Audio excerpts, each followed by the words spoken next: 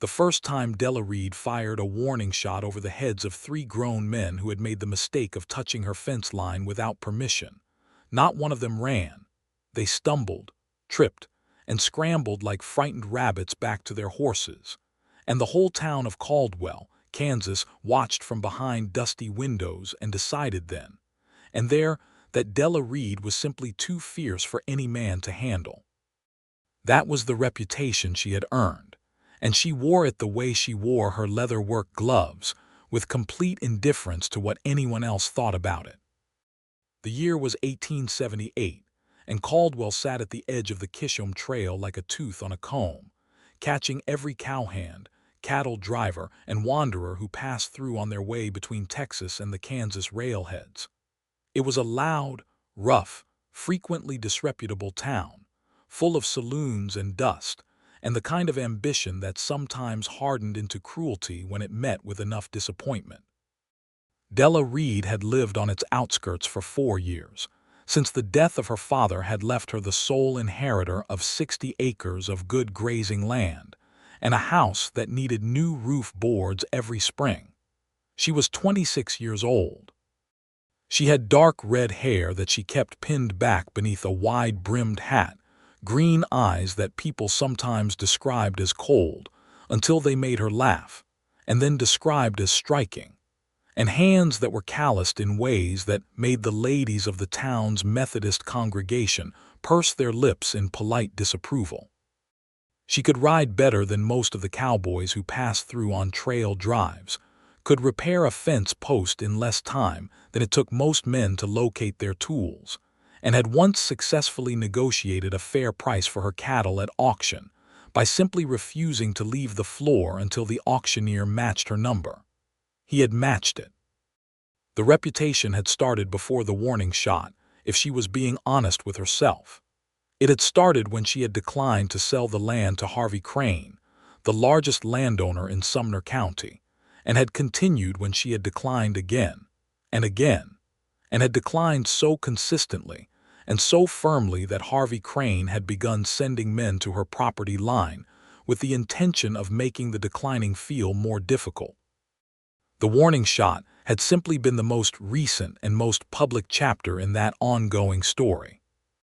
What she had not expected, on a Tuesday morning in late April when the prairie grass was coming in green, and the sky was the color of washed-out blue cotton, was for a stranger to arrive at her gate on a bay horse and ask for work with the quiet, unhurried patience of a man who had nowhere else urgent to be. He was not a young man trying to prove something, which was the first thing she noticed. He sat the saddle straight but not stiff, his hat brim shadowing a face that had been weathered by years outdoors. Not old, she gauged him to be around 30 or perhaps 31, but seasoned in a way that had nothing to do with performance. He had broad shoulders and the kind of lean, functional build that came from actual labor rather than posturing. His eyes, when he tilted his hat back to address her properly, were a very steady shade of brown, the kind that did not flicker away when she met them directly. "Morning," he said. "I heard in town you might be looking to hire on a hand for the season. Name is George Townsend." Della did not step back from the fence. She had learned years ago that stepping back was the first way people started misreading a situation. "Who told you that?" she asked. "Fellow at the livery stable. Said you had 60 acres and not enough help with it." He paused. "He also said a few other things." "I imagine he did." George Townsend did not smile at that, and he did not look amused in the way that men sometimes looked amused when they thought they were being cleverly oblique about a woman's reputation.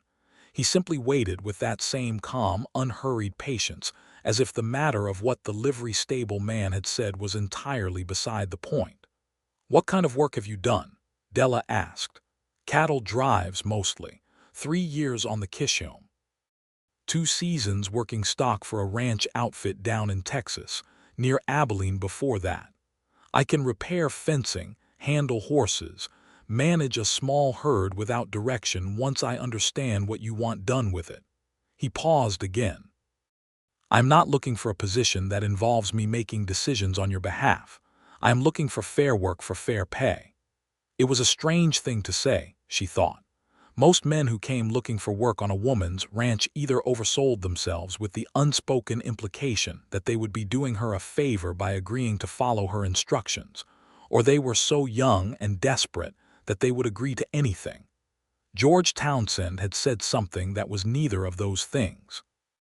He had said, essentially, that he intended to do the job as directed and expected to be paid properly for it.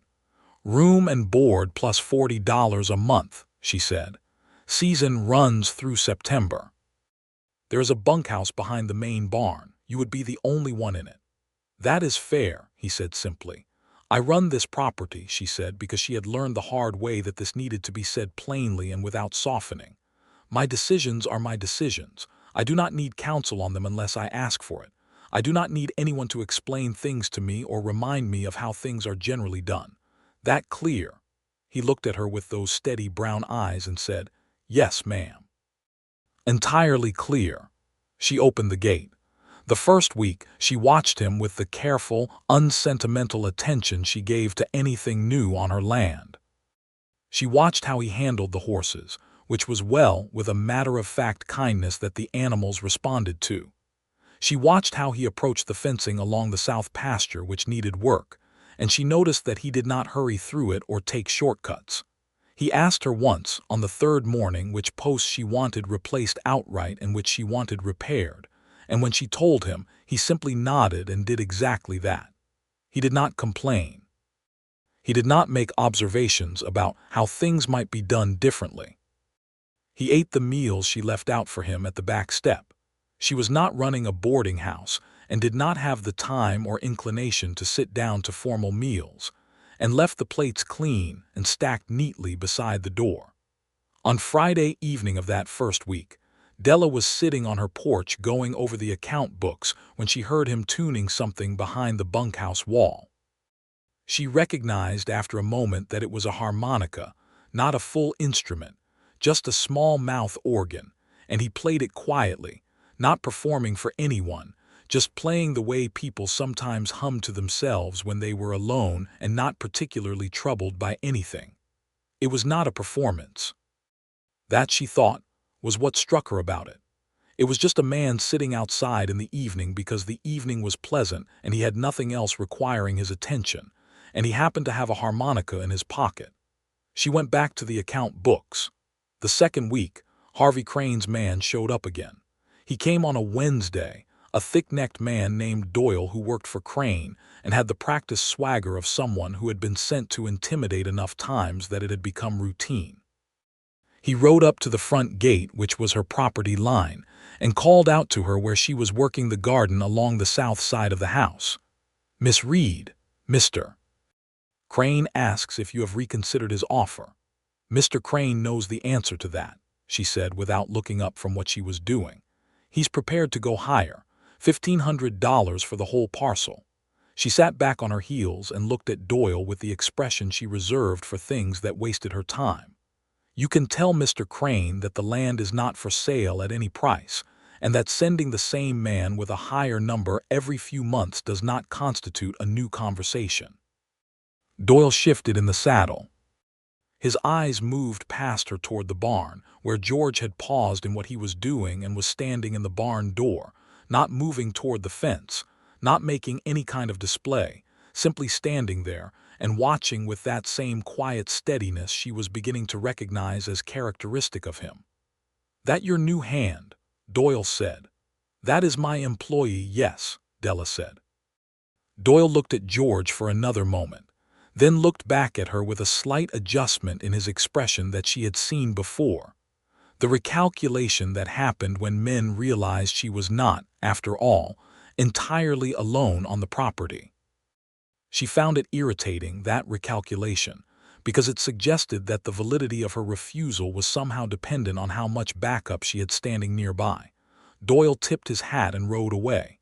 She stood up from the garden and walked to the barn. George had gone back to what he was doing, which was mending a cracked leather harness with the careful, methodical attention he gave to everything. You do not need to do that, she said. He looked up. Stand in the doorway like that, she clarified. When Crane's man comes, it is not necessary. George set down the harness and considered what she had said with what she was already learning was a genuine consideration, not a pause before disagreeing with her, but an actual moment of weighing what she meant. "I was not doing it to make a point," he said, "or to suggest you needed the company. I just heard someone ride up and I looked to see who it was. That is all." "All right," she said, "though if it bothers you, I will stay in the barn next time." "It does not bother me," she said, and then felt slightly irritated with herself for the admission. She turned and went back to the garden. That evening she sat on the porch again with the account books, and she heard the harmonica again from behind the bunkhouse wall, and she thought about the way he had said, "I was not doing it to make a point." She had been around enough men who made points to know the difference. She acknowledged this privately and then turned a page in the account book. The third week brought a problem with the cattle. Della had 40 head of mixed longhorn and shorthorn cattle, which was enough to make the ranch viable, but not enough to make it easy. 3 of them had gotten through a weak section of fence on the western boundary, the section that ran along the edge of Crane's property, and had wandered onto Crane's land. This was the kind of thing that could become complicated very quickly. She and George went out together to retrieve them. It was a warm morning in early May, and the prairie had that particular spring smell of new grass and distance that she had always found clarifying. They rode together without talking for the first quarter mile, which she noticed was comfortable in a way that silence with other people rarely was. "Do you expect trouble at the fence line?" George asked as they rode. "Crane's men might try to claim I owe for grazing damages," she said. "I do not. The cattle were only through there a few hours. There is nothing on his side that they could have damaged. And if his men disagree, then I tell them they are wrong and we take the cattle home," she said. There was a pause. "All right," he said.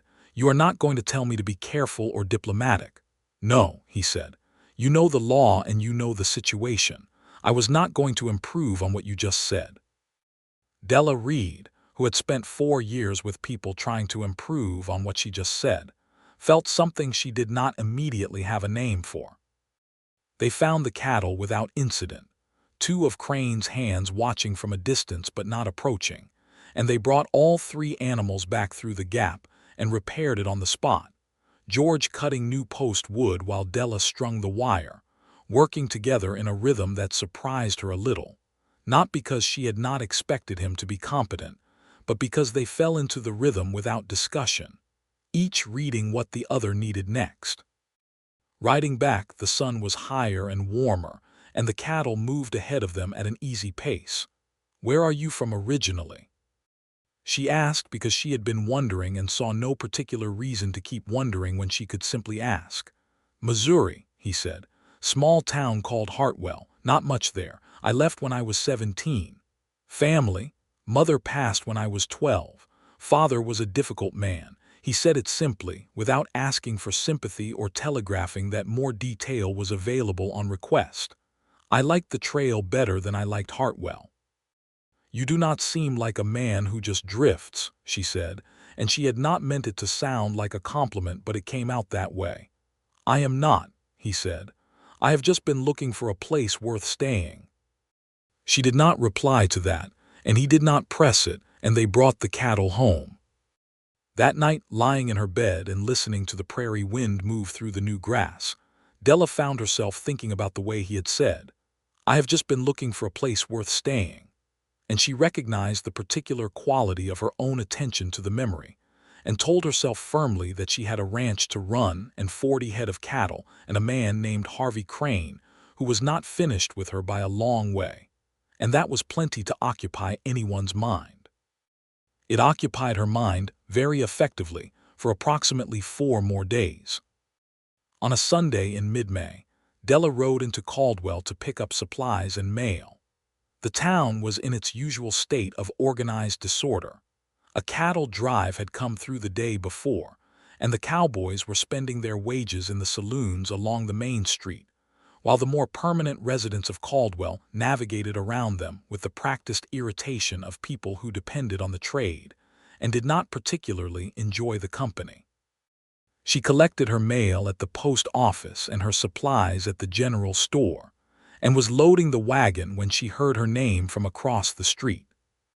She looked up to see Clara Hobson, the wife of the town's doctor, and one of the few women in Caldwell who had never once suggested to Della that her life would be easier if she managed herself differently. "Della Reed," Clara said, crossing the street with the efficiency of a woman who never wasted time on an approach.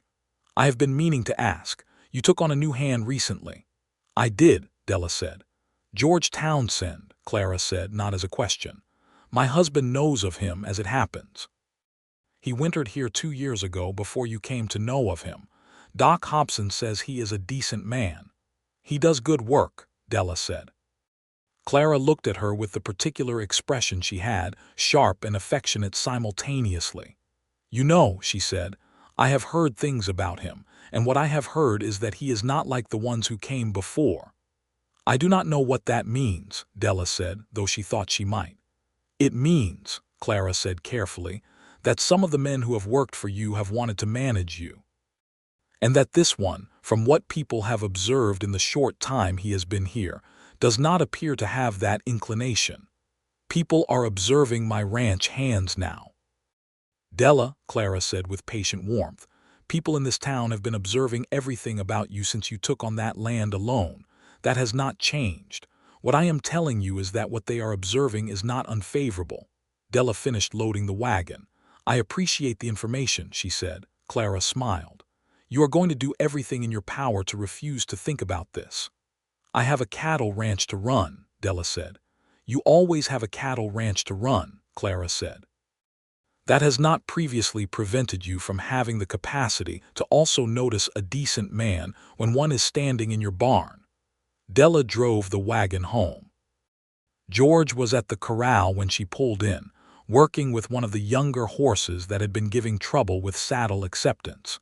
He was not forcing the issue, she noticed, just standing near the animal and waiting, the saddle over the fence rail, letting the horse get used to the smell and his presence in proximity to each other without any pressure. It was the right approach. It was the patient approach.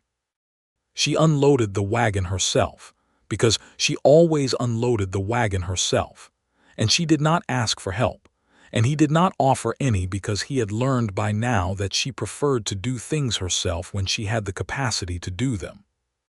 But when one of the flour sacks caught on a splinter of wood and tore along the bottom seam, and she had to improvise quickly to keep from losing half of it, he materialized at her elbow with a spare piece of canvas from the barn without being asked, without comment, simply present and useful in the way that good working partners were. "Thank you," she said. "You are welcome," he said, and went back to the corral. She stood in the kitchen doorway with the flour and thought about Clara Hobson's expression, and then thought about the horse in the corral, and the way George was standing near it without forcing anything. And then she went inside and made bread because she needed something to do with her hands. The thing about the way the town had always talked about her, she thought, pressing the dough with the heels of her palms in the way her mother had taught her, was that the word fierce had never felt like an insult to her. Fierce was what you were when you had to be. Fierce was what you were when you were 22 years old and your father died in the winter, and you were left alone with a piece of land and a debt at the feed store and 3 men trying to buy you out before the ground thawed. Fierce was what had kept her here, but she had gotten so used to treating the word as armor that she had stopped noticing, sometimes, what it was protecting. She put the bread in the oven and went back out to the porch. George was still at the corral.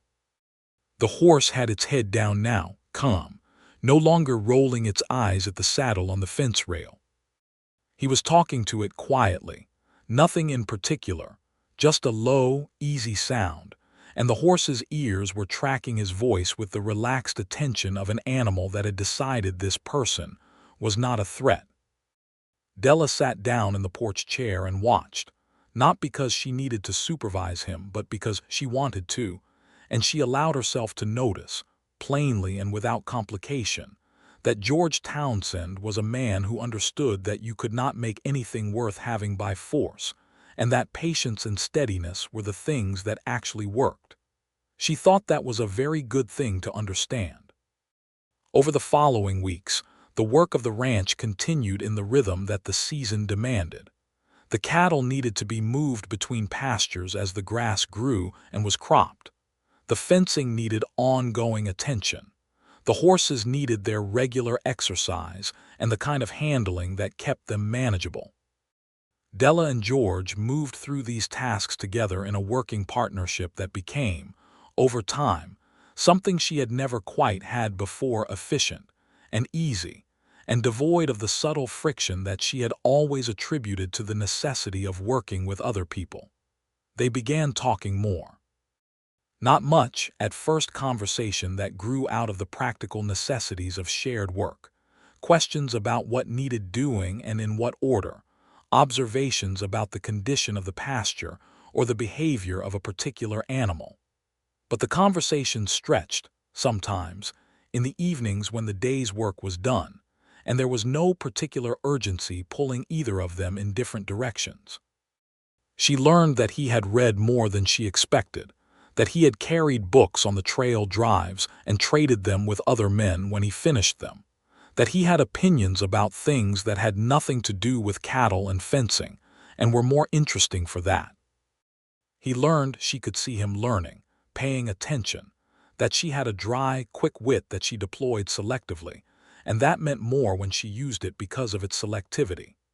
She learned that he laughed easily and genuinely, not the performed laugh that men sometimes use to manage situations, but the real thing, which crinkled the corners of those brown eyes in a way she found herself looking for without entirely meaning to.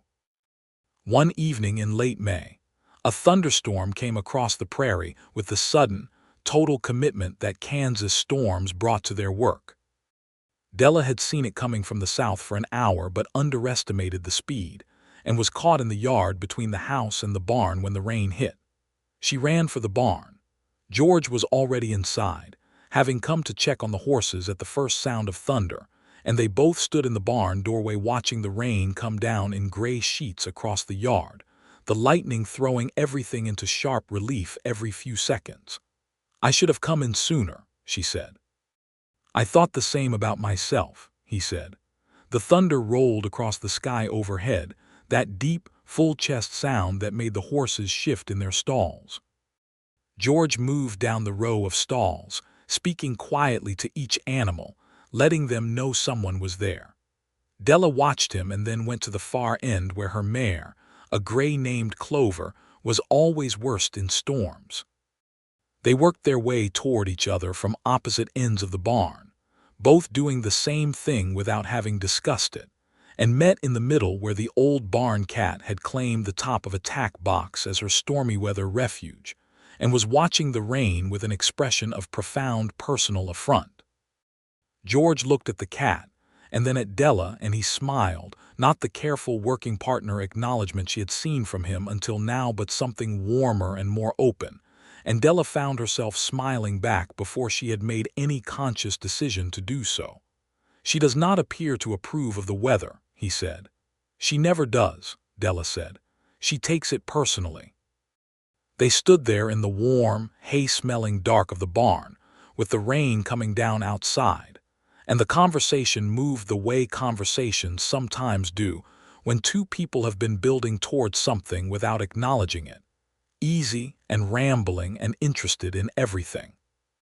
He told her about a storm he had ridden through on the trail 4 years ago, a genuine plain storm with hail the size of plums that had killed 2 cattle and sent the entire herd into a stampede that had taken 3 days to fully gather. She told him about the winter after her father died, when she had managed the land alone for the first time and had not known she could until she had to. "How did you know you wanted to keep it?" he asked. "The land. After everything that first winter." She thought about this genuinely, because it deserved a genuine answer. "There was a morning in February," she said, "when the snow was still on everything, and I went out at first light to check the water troughs and break the ice. The sun came up while I was out there, and the whole pasture went from gray to gold just like that, just in a moment. And I thought, this is mine, all of it, every problem and every moment of it." She paused. "Nobody could take that from me by making it difficult." George was quiet for a moment. "No," he said, "they could not." He was looking at her with an expression she had not seen from him before, something that was not the working partner steadiness, something that had more depth to it, something that she felt in a specific way in her chest, like a key turning in a lock she had not known was there. The rain began to ease. She went back to the house. She did not sleep well that night, which she found annoying and informative in equal measure. June came in hot and golden, and with it came two things that changed the shape of the situation. The first was a letter from a lawyer in Wichita informing Della that Harvey Crane had filed a formal complaint with the county regarding the water rights associated with the creek that ran along the border of their properties. It was the kind of legal maneuvering that had nothing to do with water and everything to do with making her life expensive, and complicated enough that selling started to look attractive by comparison. She sat at the kitchen table with the letter and felt the tight, controlled anger that she had learned to use as fuel rather than letting it burn through her uselessly. The second was that George found her at the table with the letter, came in from the outside for a drink of water, saw her face, and said, "What has happened?" She told him about the letter and about Crane and about the history of the past 4 years without softening or editorializing, and he listened in the way he listened to everything fully and without interrupting, without the restless energy of a man waiting to offer a solution or ask a question, just listening. When she finished, he said, "Do you have someone in Caldwell who handles legal matters?" "There is a man named Pickett who does some land law work," she said. "He is not Crane's lawyer, which makes him the better option around here. Would it help to ride in tomorrow and see him? It would help to know that the complaint is as weak as I believe it is," she said. "Pickett can tell me that." "Then that is what we do tomorrow morning," George said, and got his glass of water and went back outside, and Della sat with the letter and thought about the word "we" in that sentence and how it had not felt like an overreach or a presumption. It had felt like what it was. They rode to Caldwell the next morning. Pickett, a narrow-shouldered man with the permanently tired expression of someone who had too many clients in a county with too much land law conflict, looked at the complaint and told her it was a nuisance filing with no real legal weight, and that she should respond in writing denying the claim and preserving her rights, and he would handle the correspondence for $10. She paid him $10. On the way back, riding together through the noon heat, George said, "Crane is going to keep finding angles." "Yes," she said. "Does that concern you?" "It concerns me the way a fly concerns me," she said. "It is annoying and I want it to stop, but it has not yet done any real damage." "He could escalate." "He could," she agreed. "And if he does, I will deal with that. But I am not going to sell my land and my life because Harvey Crane is inconvenient." George nodded, and then after a moment he said, "For what it is worth, I have not heard or seen anything from you in the past 2 months that suggests you would." Della kept her eyes on the road ahead of them and felt the warmth in her chest that she was running out of ways to explain to herself as anything other than what it was. "George," she said, after another quarter-mile had passed beneath them. "Yes," she looked at him. His hat brim was casting a shadow across the upper part of his face, and his eyes were that steady, attentive brown, and the prairie stretched out around them in every direction, enormous and uncomplicated, and absolutely indifferent to what either of them said next. "What made you come to this ranch specifically?" she asked. The livery man could not have been the only work available. He was quiet for a moment in that genuine consideration way of his. "He said you had 60 good acres and were looking for someone who would take instruction without needing to give it," he said. "That sounded like a good working situation to me. That was all." "No," he said. "He also said you had run off 3 hands in the past year because they could not manage working for a woman. He said it like it was a warning." He paused. "I did not take it as one." Della looked at him steadily. "What did you take it as?" "Information about what kind of place it was and what kind of person ran it," he said simply. "I decided I wanted to see for myself." She held his gaze for a long moment. This man who had decided to see for himself, who had come to her gate with no expectations about what she was supposed to be or how she was supposed to behave, who had worked beside her for 2 months without once suggesting that she needed managing or correcting or softening. "I am glad you did," she said. She saw something move in his expression, something that opened and steadied at the same time, and he said, "So am I," with a quiet conviction that went all the way down. They rode the rest of the way home without speaking much, but the silence had changed its quality and they both knew it. July brought the full weight of the Kansas summer, the heat that pressed down on the land from a sky bleached white at the horizon, and the particular golden ferocity of afternoon light that made every shadow sharp and every color vivid. The cattle moved slowly in the heat, and the work moved around the hottest hours, starting early and stopping at noon, and picking up again in the late afternoon when the worst of it had broken. They worked in the early mornings and evenings, and in the midday heat they found themselves, by small degrees and without anything being formally established, in the habit of sitting on the porch together. She brought out the account books sometimes, or mending, and he sometimes had a book from his limited collection, and they sat in the shade of the porch roof with the hot wind moving across the prairie, and they talked or did not talk according to what the moment wanted. She learned the full shape of him in those hours, that he had a precise, practical intelligence that he wore quietly, that he was curious about everything and patient about the things he did not yet understand, that he had a capacity for stillness that was not vacancy but something much more active, a quality of presence that meant when he was with you, he was entirely with you. She learned that he was funny in a way that crept up on you, observational and dry and perfectly timed, and that he laughed at her humor with the genuine delight of someone encountering something good. She told him things she had not told anyone. Not the dramatic things, those were in her history in ways that everyone in Caldwell already knew, but the small, private things. The way she had learned to keep bees from her mother and still kept 2 hives at the back of the garden. The way she had always felt most herself on horseback in early morning when the world had not fully woken yet, and the land was hers in a way it was not quite the same the rest of the day. He told her that he had always wanted to see the mountains and had never quite gotten there. Always another season's work in the right direction, only to find a different job pulling him back to the plains. He told her that he was tired of moving and did not particularly want to be a man who moved, that he had been one for long enough. "Where would you go if you were not moving?" she asked. He looked at her with those honest eyes and said, without any elaboration or performance, "I think I might already be there." Della set down the account book. She was not a woman who cried easily or sentimentally, and she did not cry then, but she felt the full weight of what he had said land in her exactly as he had meant it, and she looked back at him with the same honesty he was offering her, and she said, "That is a significant thing to say." "Yes," he agreed, "I know, and you mean it." "I have not said anything to you in 3 months that I did not mean," he said. "I am not going to start now."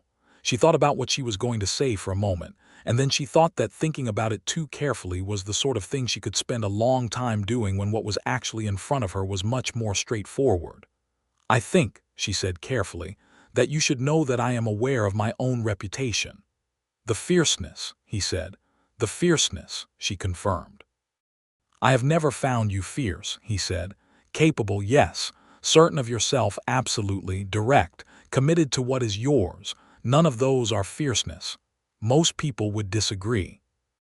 Most people in this town are measuring you against what they think a woman ought to be, and finding a discrepancy," he said with a matter-of-fact clarity that was not harsh but was entirely without apology. "That discrepancy is in their expectations, not in you." She looked at him for a long time. The hot wind moved the grass out beyond the porch, and a hawk was circling very high above the south pasture, and the whole afternoon was suspended in golden, waiting light. "Nobody has ever said that to me," she said. "I imagine not," he said, "though someone should have said it a long time ago. George, yes, I would like you to stay," she said, "not through September, beyond that. If that is something you want." He smiled then, fully and without reserve, that smile that went all the way to the corners of his eyes, and he said, "I was hoping you were going to say that." They sat together on the porch in the summer heat, not touching yet, not needing to, both understanding that what had been said was the real thing, and that everything that followed from it would be real too, built on ground neither of them had any intention of retreating from. That evening he knocked at the kitchen door and she opened it, and he was standing there with his hat in his hands and a directness in his expression that she recognized because it matched her own way of being, and he said, "I want to be clear about what I meant today. I am not speaking as your employee. I am speaking as a man who would like to court you properly if you are willing." Della Reed, who had been called too fierce for any man to handle, looked at this man who had never once tried to handle her and said, "Yes, George, I am willing." The courtship of Della Reed and George Townsend was, like the two people conducting it, entirely without pretense. He brought her wildflowers from the prairie once. She recognized it as an impulse he had acted on rather than a calculation, because they were not arranged or presented with ceremony. Just a handful of prairie clover and black-eyed Susans held out with an expression that was somewhere between earnest and uncertain, in a way that made her feel a rush of warmth, so specific she had to look away for a moment. She put them in a tin cup on the kitchen windowsill, and they lasted 3 days before she pressed them in the back of her journal. And she did not tell him she had done this, but she thought perhaps he would not have been surprised. She told him about her parents one evening, her father, a stubborn and principled man who had built the ranch from a land grant and worked himself to the end of it, and her mother, dead of fever when Della was 15, who had been the person she measured herself against in all the important ways. He listened and asked questions about them as people rather than as background, and she found that talking about them with him made them more present in some way she could not fully articulate. He asked her once in late July, "Were you ever lonely?" She considered the question with the seriousness it deserved. "Yes," she said honestly. "But I convinced myself that what I felt as loneliness was actually preference for solitude, and that worked well enough for a long time." "And now?" he asked. "Now I notice the difference between the two," she said. "Solitude is something I choose. Loneliness is the absence of someone specific." She paused. "I had not identified the specific absence until recently." He reached across the table and covered her hand with his, the first time he had done anything of that kind, and she turned her hand beneath his and held it, and they sat that way for a long time in the evening quiet of the kitchen. In the second week of August, Harvey Crane made his last and most serious attempt. He came himself this time, which was unusual and not a good sign. He arrived at the front gate on a fine horse and with 2 men at his back, and he was dressed well in the way that men with money dressed when they wanted to remind you of it. He was in his 50s, with a broad, red face and the kind of confidence that came from having gotten his way often enough that refusal had become more of a personal affront than a business outcome. Della was at the gate to meet him. George was behind her, not beside her, she had said before they came out. "I will speak for myself," and he had said, "Of course," and had positioned himself not as a flanking presence but simply as someone who was there, present and available but not interfering. "Miss Reed," Crane said, "I believe it is past time we resolved this matter." "The matter has been resolved several times," she said. "I have not sold and I will not sell. I am not certain what remains to resolve." "You have a water rights complaint pending against your property, which my lawyer has responded to formally," she said. "Mr. Crane, I know what that complaint is. It is a legal inconvenience designed to make my situation more expensive. You are welcome to pursue it in court if you believe it has merit, and I believe the county judge will find that it does not." Crane's expression tightened. "You are a stubborn woman." "I am a landowner," she said. "My stubbornness regarding my own property is not a personality flaw, it is a property right." One of Crane's men shifted his horse slightly, and George moved, not aggressively, not posturing, just a smooth, unhurried repositioning that placed him at Della's side, his posture completely calm and his eyes on Crane with a directness that was not aggression, but was also not anything a reasonable person would mistake for passivity. Crane looked at George and then at Della. Something in his expression changed, not capitulation, but a recalibration, the recognition that this situation was not going to resolve in his favor today. "I will be back," he said. "I imagine you will," Della said evenly. Crane rode away. Della stood at her gate and watched him go, and when he was out of sight she let out a long, slow breath and felt the controlled anger settle back into itself. "You were at my side," she said. "I know," George said. "I will not apologize for it." His man moved. "You were right," she said after a moment. "And you did not step in front of me." "I was not about to," he said. She turned and looked at him.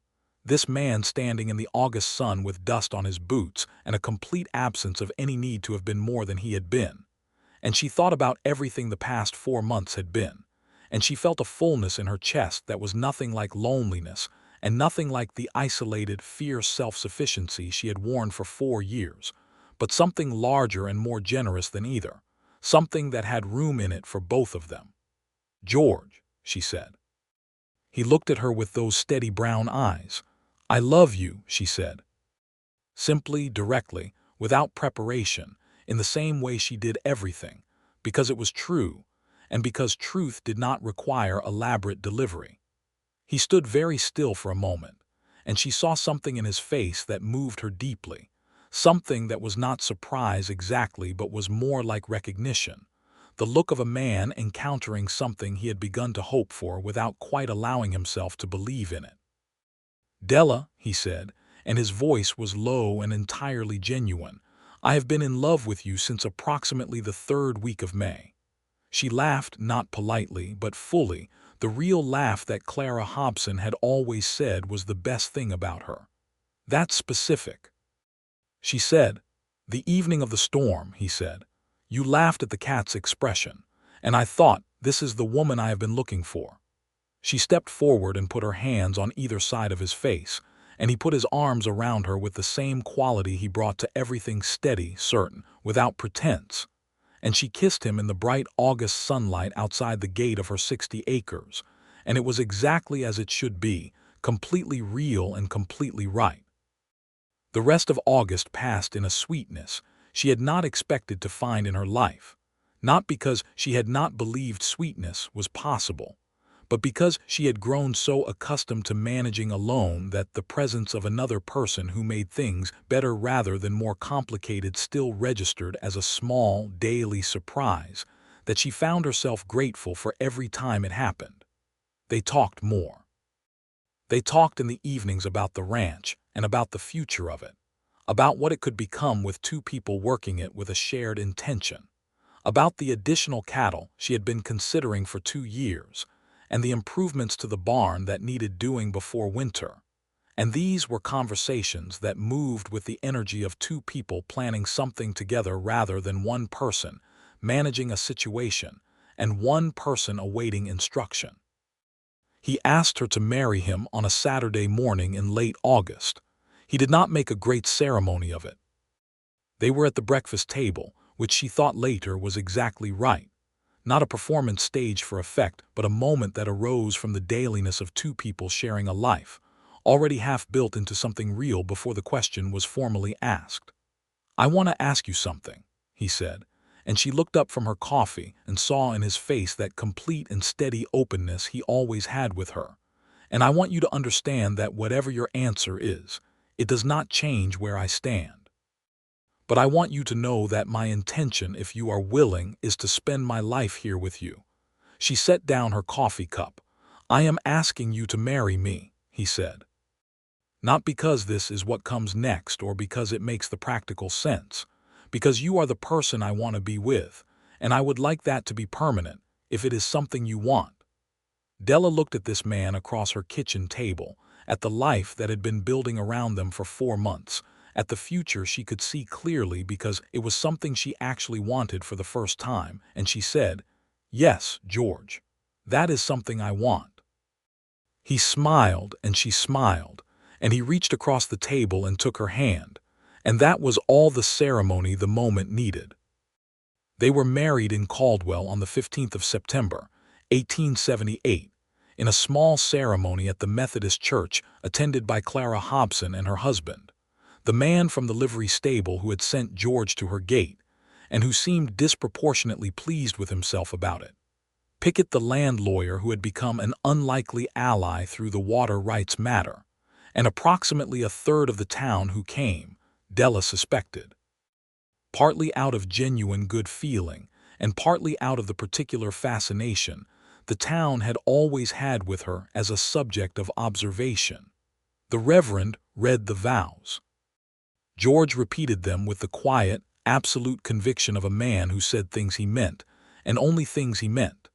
Della said them back to him with the directness that was entirely her own, her eyes on his face and her voice clear, meaning every word, making every promise with the same wholehearted commitment she had always brought to everything that mattered to her. Clara Hobson cried, which she said afterward she had predicted for herself and was not embarrassed by.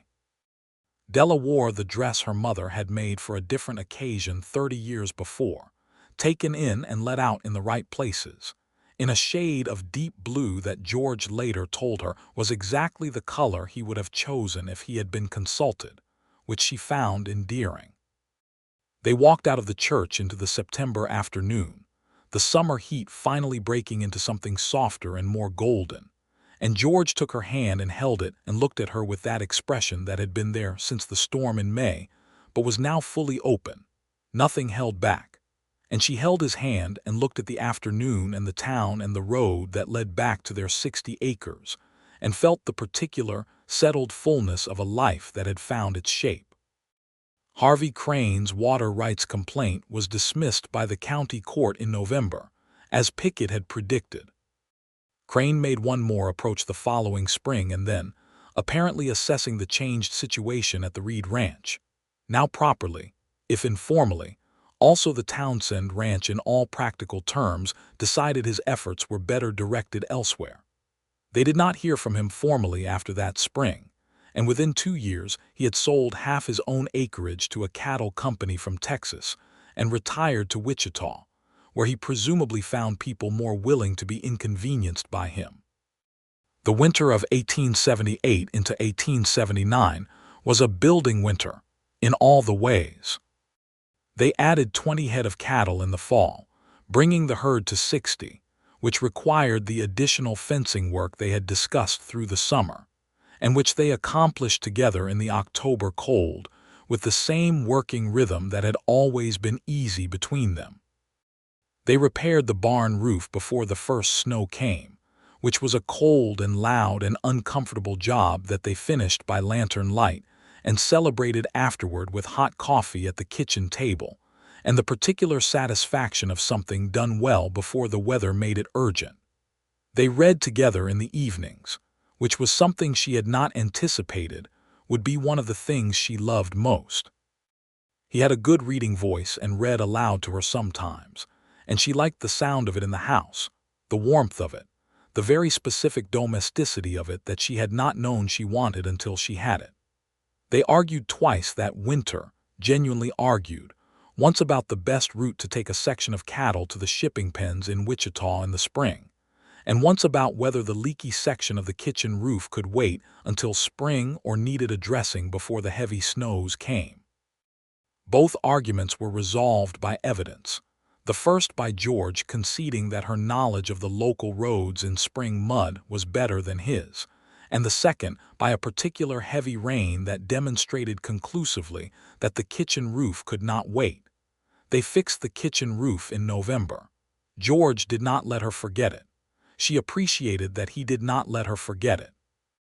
She had been alone long enough that there was something particular and good about being known by another person in the way that only proximity over time made possible, being known well enough to be teased about being wrong about the kitchen roof. She told him this once, that she appreciated being known, and he looked at her with that full, open expression and said, "I have been paying attention since April. You are worth paying attention to." And then he went back to whatever he had been reading matter-of-factly, without making the moment larger than it was, and she loved him very much. In the spring of 1879, Della discovered she was expecting their first child. she told George on a Tuesday morning early, before the day's work had begun. She had suspected for 2 weeks, and had confirmed it to herself with a certainty that did not require outside consultation before bringing it to him, which was entirely her way of doing things. He was quiet for a long moment after she told him, that stillness of his, and then he crossed the kitchen in 2 steps and put his arms around her and held her with a completeness that said everything the silence had been containing. "A child," he said, against her hair. "In the fall, I believe," she said. "September or October."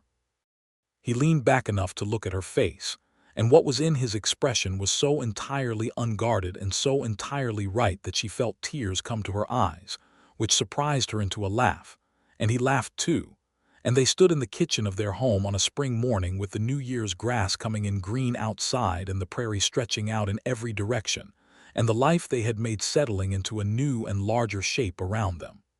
"Are you frightened?" he asked. She thought about this honestly. "A little," she said, "but not of anything I cannot manage." "No," he said, "I did not think so." She put her hand flat against his chest, feeling the steadiness of his heartbeat beneath her palm, and she said, "I am going to need you to remember when I am unwieldy and uncomfortable later in the summer that I do not want to be handled."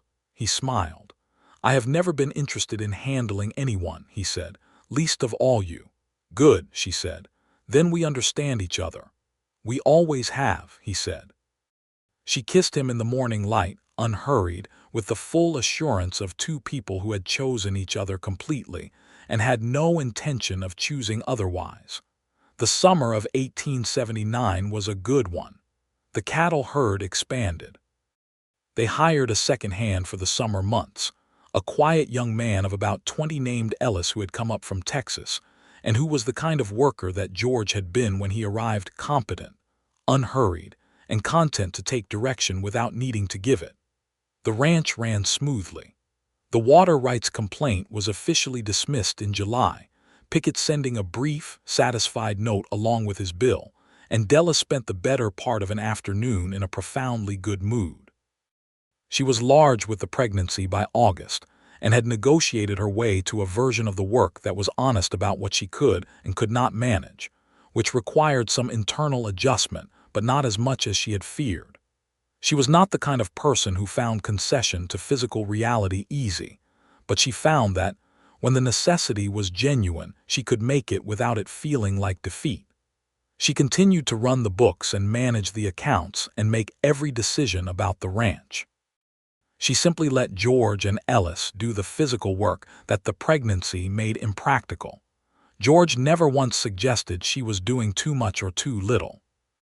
He checked in with her, asked how she felt, was present and attentive without hovering. She told Clara Hobson this once, during one of Clara's regular visits that summer, and Clara said, with the warmth of a woman who genuinely meant it, "I knew when I saw him working that horse in May that he was a good one, Della. Some of them you can tell." "You told me that," Della said. "You ignored me." "I was getting there at my own pace," Della said. Clara laughed. "Yes. You always do everything at your own pace, and it always turns out to be exactly the right pace." Their son was born on the 4th of October, 1879. The labor was long but not unusual, attended by Dr. Hobson and his wife, and George, who sat outside the bedroom door for the full 8 hours and came in immediately when Clara opened the door, and stood beside the bed looking at Della, and then at the child she was holding with an expression that she would remember for the rest of her life. The total, unhidden openness of a man encountering something he had not quite allowed himself to imagine. "A boy," she said, though he could see that plainly. "A boy," he agreed, and sat carefully on the edge of the bed and looked at this small, already apparently strong and opinionated person with the same steady attention he gave to everything that mattered. "He is perfect," he said, with a conviction that had nothing to do with performance. "He is very loud," she said, because the child had been voicing his opinions about the world since his arrival. "He comes by that honestly," George said, and looked at her with a warm, private smile, and she laughed despite the exhaustion because it was true. "They named him James after her father." James Reed Townsend was, from his earliest days, precisely the kind of child you might expect from his parents: curious, determined, entirely sure of his own opinions about whatever was currently occupying his attention, and possessed of a physical boldness that had Della watching him with her heart in her throat on several occasions before he had even learned to walk properly. He was also, genuinely, a joyful child, quick to laugh and completely unafraid of strangers, which Della suspected came more from his father's side of things, as George's instinct had always been to approach the world with open-eyed interest rather than defensive wariness. George with James was one of the things that settled the world for Della in ways she had not anticipated. She had known he would be good with the child. She had seen how he was with animals, how he was with people, the patience and attention he brought to everything. But watching it actually happen, watching him carry the baby around the yard in the early mornings, pointing out the horses and the sky, and the cattle with the absolute seriousness of a man, conveying important information to someone who needed it, watching him sit on the kitchen floor when James began to pull himself upright, ready to catch but not interfering with the attempt, it made her love him in a way that was additional to everything she had already built, not replacing it but enlarging it. The ranch grew through 1880. They added another 10 acres to the south by purchasing a parcel from a neighbor who was moving east, and the cattle herd reached 80 head, which put them in a genuinely solid position commercially. Ellis stayed on as a permanent hand, proving himself worth keeping, and they took on another seasonal worker each summer. George managed the ranch work with the same unpretentious competence he had always had, and he and Della ran the business end together, sitting over the books in the evenings after James was asleep, making decisions together in the same way they had always made decisions, as partners, with equal voices and genuine mutual respect. Clara Hobson noted, on one of her visits in the fall of 1880, that Della Reed, she still called her that sometimes, affectionately, seemed happy in a way that did not have the same edge to it as the old happiness, which had always been partly defiance. Della thought about this and found it accurate. She had been happy in a defiant way for 4 years, the happiness of someone proving a point. This was a different thing entirely. "This is just happiness," she told Clara. "Yes," Clara said, "it is." In the summer of 1881, Della was expecting their second child, and George spent the evenings that summer with James on the porch while she sat in the relative cool of the kitchen, and she could hear them out there. The low murmur of George's voice and James's increasingly opinionated 2-year-old commentary on everything he observed, and the sound of it was one of the sounds she thought she would carry with her for the rest of her life, the particular music of her family in an evening. Their daughter arrived in November of 1881, safely and without great drama, and they named her Clara after the woman who had been Della's truest friend through the years of her life alone, and who was moved to very genuine tears at the announcement, and then denied it firmly, which was entirely in character. James, introduced to his sister with the careful solemnity that George had used in the introduction, regarded her with the focused intensity of a 2-year-old encountering something new and important, and then looked up at his father and said, with complete confidence, "Mine," which made both his parents laugh in the warm, exhausted aftermath of a day that had brought everything good. The winter of 1881 was long and cold, as Kansas winters were, but the house was warm and the cattle came through it well, and by the time the spring of 1882 began to come in, green and certain, Della Reed and George Townsend had built something that was, in every sense that mattered, exactly what it needed to be. She thought about this on an April morning, the 4th anniversary of George's arrival at her gate. She was sitting on the porch at first light.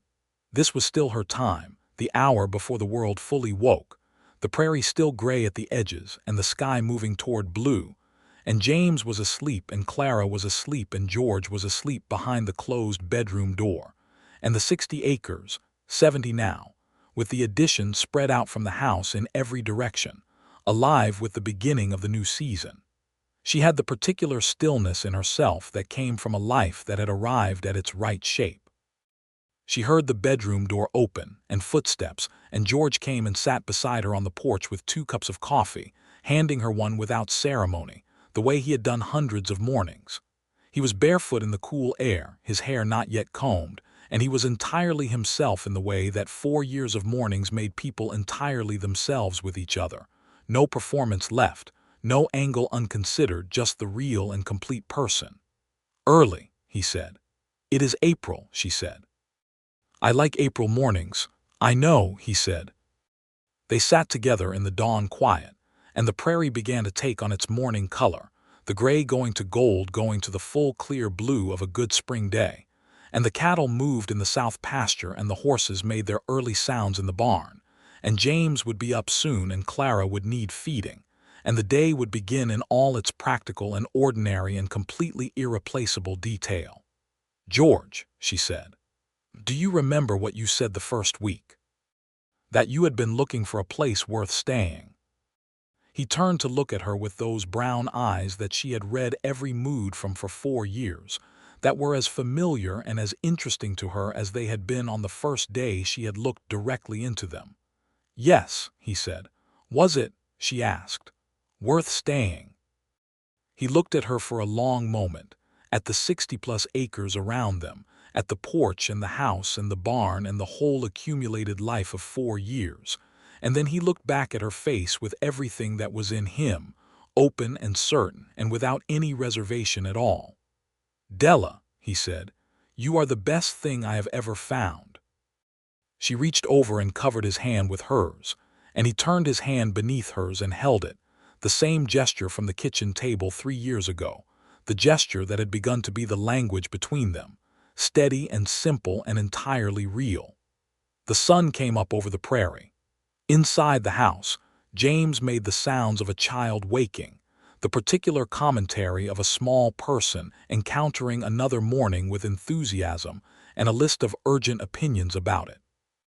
They heard him moving, heard his feet on the floor, heard the determined progress toward the door that always resulted in the door opening and James appearing in the morning light with his hair disordered, and his face still warm from sleep, finding his parents on the porch, and accepting this as the correct arrangement of the world, with the complete satisfaction of a child who had always found the world reliably good. George opened his arm and James climbed up onto the porch chair and settled against him with the unself-conscious ease of a child entirely certain of his welcome. And Della looked at the two of them together, at the morning and the land and the life, and she thought about the woman who had lived here 4 years ago, alone and fierce, and absolutely certain that no one was going to help her manage anything. "Thank you very much." And she thought about the morning she had opened the gate and let a quiet man with steady eyes and unhurried patience come onto her land, and she thought that of all the things she had ever done, that had perhaps been the most purely right. Not because she had needed saving or because she had needed managing. She had not. But because the particular happiness of being fully known by someone you fully loved, of being given room and given honesty, and given the complete and daily dignity of being exactly who you were, that was not something you could build alone. That required another person. It required the right person. Clara began to make her morning sounds from inside the house, the soft, small sounds of a very young child still too new to the world to have strong opinions about it yet, though Della suspected that would change and change quickly. She squeezed George's hand and stood up, setting down her coffee, ready to go in. He caught her hand as she turned. She looked back at him. He was looking up at her with the morning light across his face and James half asleep against his shoulder. And he said nothing, because nothing was needed, and she saw everything in his face that he had always had for her, steady and warm and completely certain, and she felt it answer in herself the same way it always had, the same key and the same lock, the same fullness that had started on a stormy evening in a barn and had only grown from there.